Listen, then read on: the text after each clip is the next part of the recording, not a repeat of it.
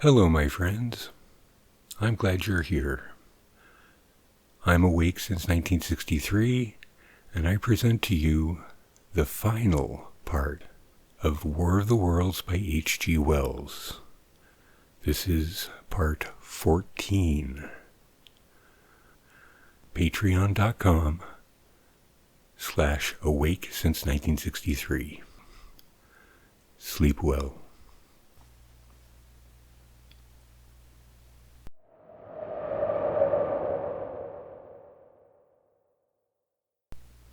The War of the Worlds, Book 2, Chapter 9, Wreckage. And now comes the strangest thing in my story, and yet perhaps it is not altogether strange. I remember clearly and coldly and vividly all that I did that day until the time that I stood weeping and praising God upon the summit of Primrose Hill. And then I forgot. Of the next 3 days I know nothing. I have learnt since that, so far from my being the first discoverer of the Martian overthrow, several such wanderers as myself had already discovered this on the previous night. The man, the first, had gone to St. Martin's-le-Grand, and while I sheltered in the cabman's hut and contrived to telegraph to Paris, thence the joyful news had flashed all over the world. 1,000 cities, chilled by ghastly apprehensions, suddenly flashed into frantic illumination.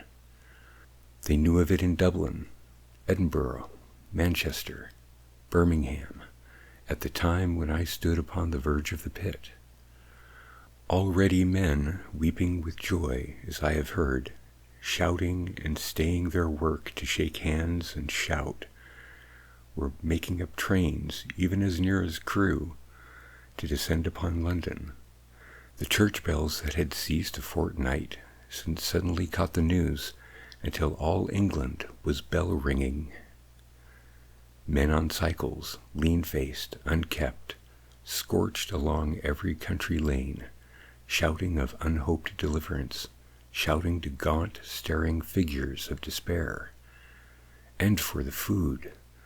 Across the Channel, across the Irish Sea, across the Atlantic, corn, bread, and meat were tearing to our relief.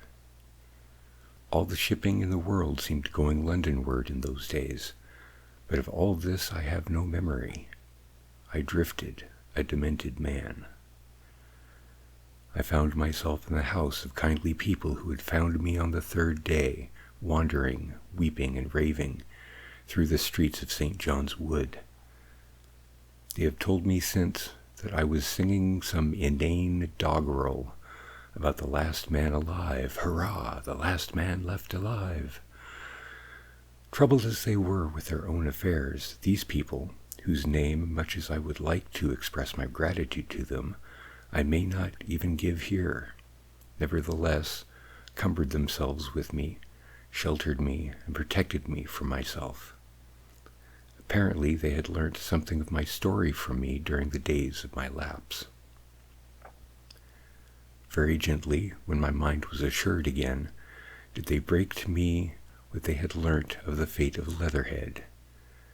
2 days after I was imprisoned, it had been destroyed, with every soul in it, by a Martian.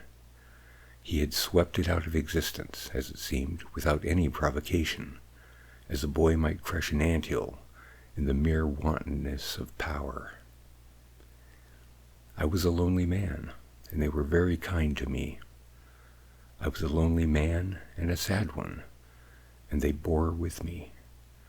I remained with them 4 days after my recovery. All that time I felt a vague, a growing craving to look once more on whatever remained of the little life that seemed so happy and bright in my past.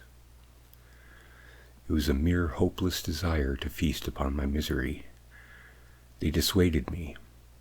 They did all they could to divert me from this morbidity.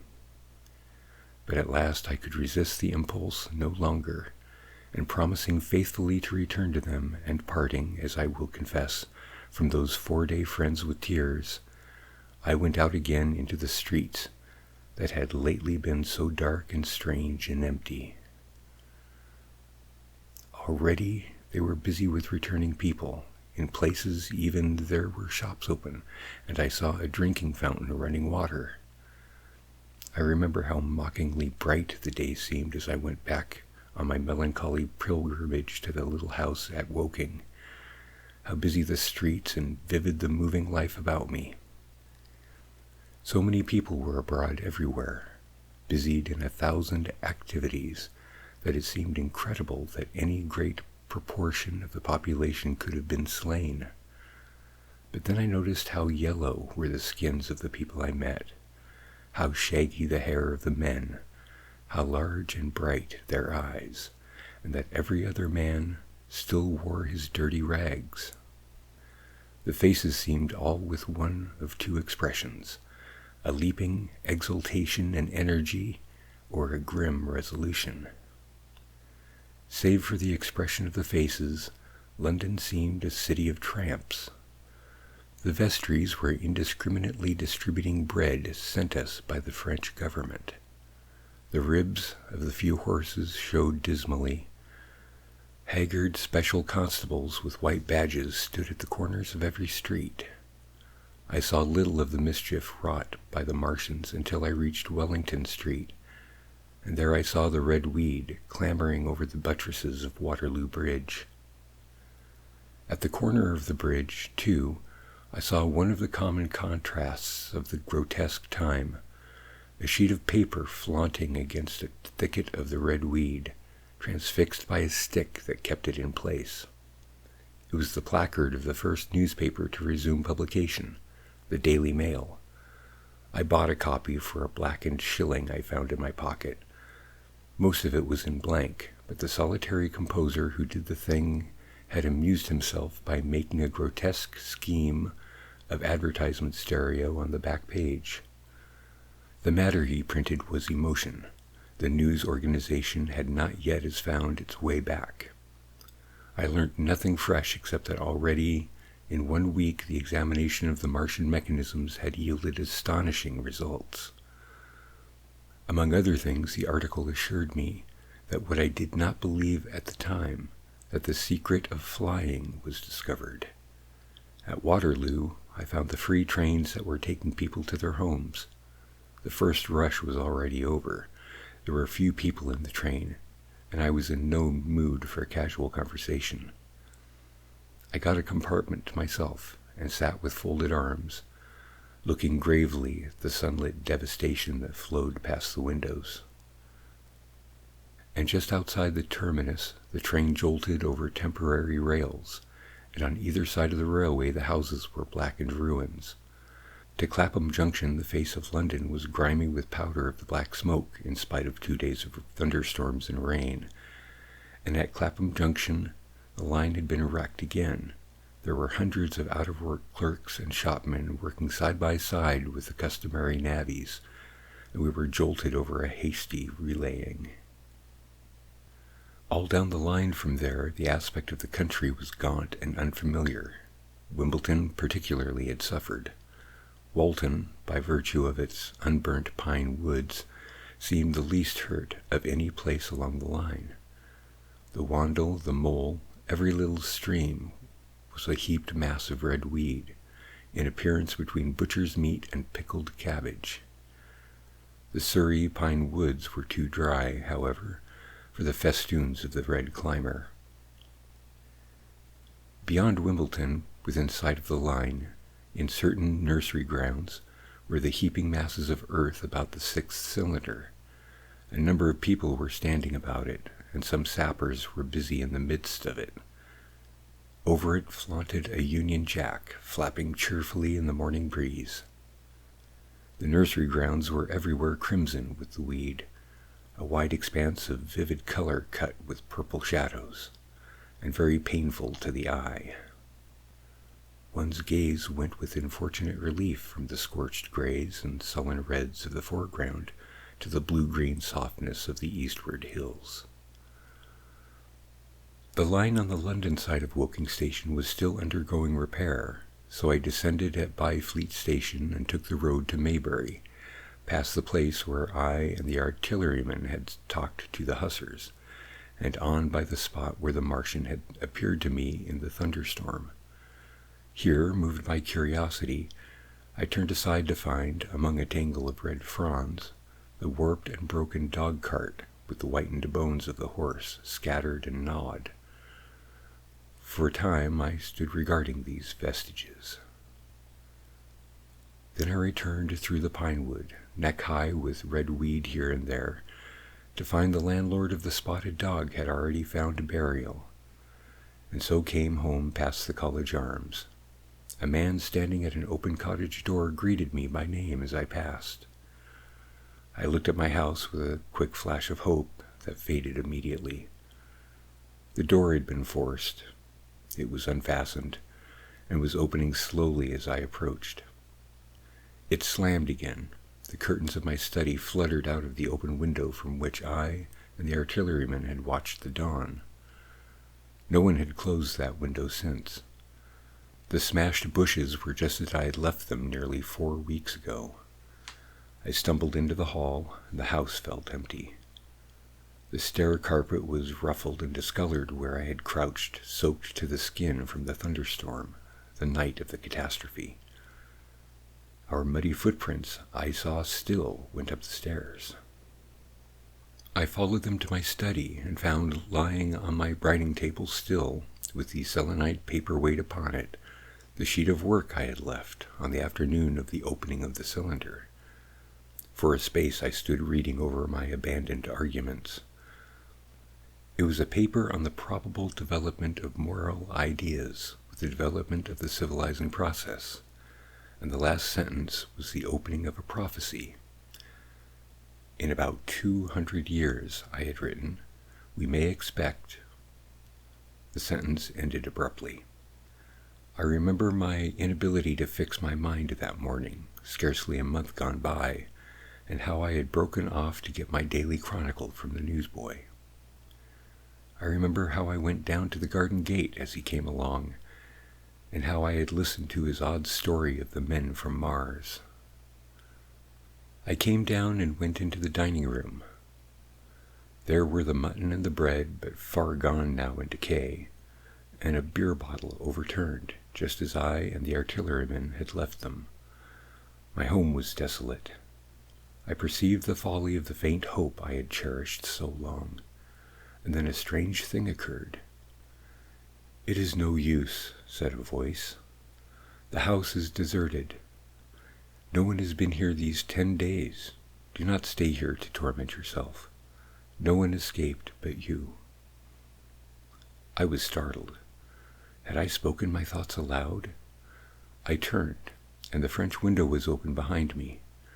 I made a step to it and stood looking out, and there, amazed and afraid, even as I stood amazed and afraid, were my cousin and my wife white and tearless. She gave a faint cry. "I came," she said. I knew. She put her hand to her throat, swayed. I made a step forward and caught her in my arms. Book 2, Chapter 10. The Epilogue. I cannot but regret now that I am concluding my story, for little I am able to contribute to the discussion of the many debatable questions which are still unsettled. In one respect I shall certainly provoke criticism. My particular province is speculative philosophy. My knowledge of comparative physiology is confined to a book or two, but it seems to me that Carver's suggestions as to the reason of the rapid death of the Martians is so probable as to be regarded almost as a proven conclusive. I have assumed that in the body of my narrative. At any rate, in all the bodies of the Martians that were examined after the war, no bacteria except those already known as terrestrial species were found. That they did not bury any of their dead and the reckless slaughter they perpetrated point also to an entire ignorance of the putrefactive process. but probable as this seems, it is by no means a proven conclusion. Neither is the composition of the black smoke known, which the Martians used with such deadly effect, and the generator of the heat ray remains a puzzle. The terrible disasters at the Ealing and South Kensington laboratories have disinclined analysts for further investigations upon the latter. Spectrum analysis of the black powder points unmistakably to the presence of an unknown element with a brilliant group of 3 lines in the green, and it is possible that it combines with argon to form a compound which acts at once with deadly effect upon some constituent in the blood. But such unproven speculations will scarcely be of interest to the general reader to whom this story is addressed. None of the brown scum that drifted down the Thames after the destruction of Shepperton was examined at the time, and now none is forthcoming. The results of an anatomical examination of the Martians, so far as the prowling dogs had left such an examination possible, I have already given, but everyone is familiar with the magnificent and almost complete specimen in spirits at the Natural History Museum, and the countless drawings that have been made from it, and beyond that, the interest of the physiology and structure is purely scientific. A question of graver and universal interest is the possibility of another attack from the Martians. I do not think that nearly enough attention is being given to this aspect of the matter. At present, the planet Mars is in conjunction, but with every return to opposition, I, for one, anticipate a renewal of their adventure. In any case, we should be prepared. It seems to me that it should be possible to define the position of the gun from which the shots are discharged, to keep a sustained watch upon this part of the planet, and to anticipate the arrival of the next attack. In that case, the cylinder might be destroyed with dynamite or artillery before it was sufficiently cool for the Martians to emerge, or they might be butchered by means of guns as soon as the screw opened. It seems to me that they have lost a vast advantage in the failure of their first surprise. Possibly they see it in the same light. Lessing had advanced excellent reasons for supposing that the Martians have actually succeeded in effecting a landing on the planet, Venus. 7 months ago now, Venus and Mars were in alignment with the Sun. That is to say, Mars was in opposition from the point of view of an observer on Venus. Subsequently, a peculiar luminous and sinuous marking appeared on the unilluminated half of the inner planet, and almost simultaneously, a faint dark mark of similar sinuous character was detected upon a photograph of the Martian disk. One needs to see the drawings of these appearances in order to appreciate fully their remarkable resemblance and character.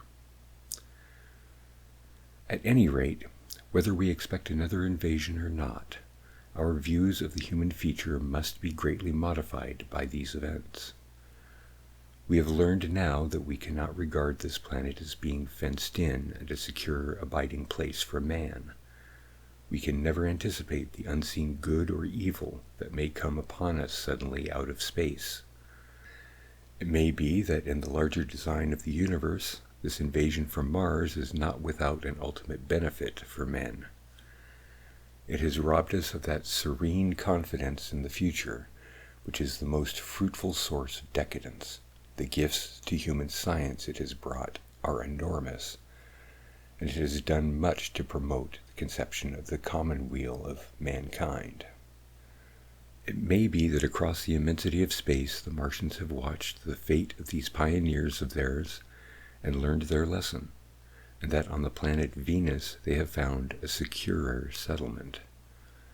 Be that as it may, for many years yet there will certainly be no relaxation of the eager scrutiny of the Martian disk, and those fiery darts of the sky, the shooting stars, will bring with them as they fall an unavoidable apprehension to all the sons of men. The broadening of men's views that has resulted can scarcely be exaggerated. Before the cylinder fell, there was a general persuasion that through all the deep of space no life existed beyond the petty surface of our minute sphere. Now we see further. If the Martians can reach Venus, there is no reason to suppose that the thing is impossible for men. And when the slow cooling of the sun makes this earth uninhabitable, as at last it must do, it may be that the thread of life that has begun here will have streamed out and caught our sister planet within its toils. Should we conquer? Dim and wonderful is the vision I have conjured up in my mind of life, spreading slowly from this little seed bed of the solar system throughout the inanimate vastness of sidereal space. But that is a remote dream. It may be, on the other hand, that the destruction of the Martians is only a reprieve. To them, and not to us, perhaps, is the future ordained. I must confess the stress and danger of the time had left an abiding sense of doubt and insecurity in my mind. I sit in my study writing by lamplight, and suddenly I see again the healing valley below set with writhing flames, and feel the house behind and about me empty and desolate. I go out into the Byfleet Road. The vehicles pass me. A butcher by on a cart, a cab full of visitors, a workman on the bicycle, children going to school, and suddenly they become vague and unreal, and I hurry again with the artillerymen through the hot, brooding silence. Of a night I see the black powder darkening the silent streets, and the contorted bodies shrouded in that layer. They rise upon me tattered and dog-bitten.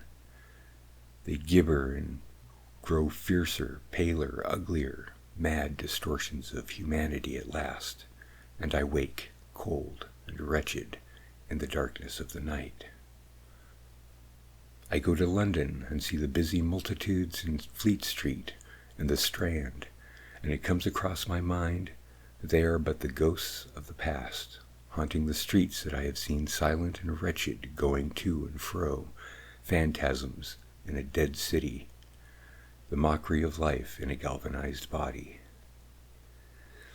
And strange, too, it is to stand on Primrose Hill, as I did but a day before writing this last chapter, to see the great province of houses dim and blue through the haze of the smoke and mist, vanishing at last into the vague lower sky, to see the people walking to and fro among the flower beds on the hill, to see the sightseers about the Martian machine that stands there still, to hear the tumult of playing children, and to recall the time when I saw it all bright and clear-cut, hard and silent, under the dawn of that last great day.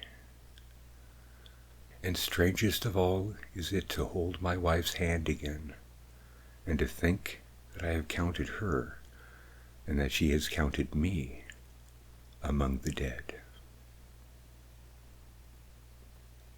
The end.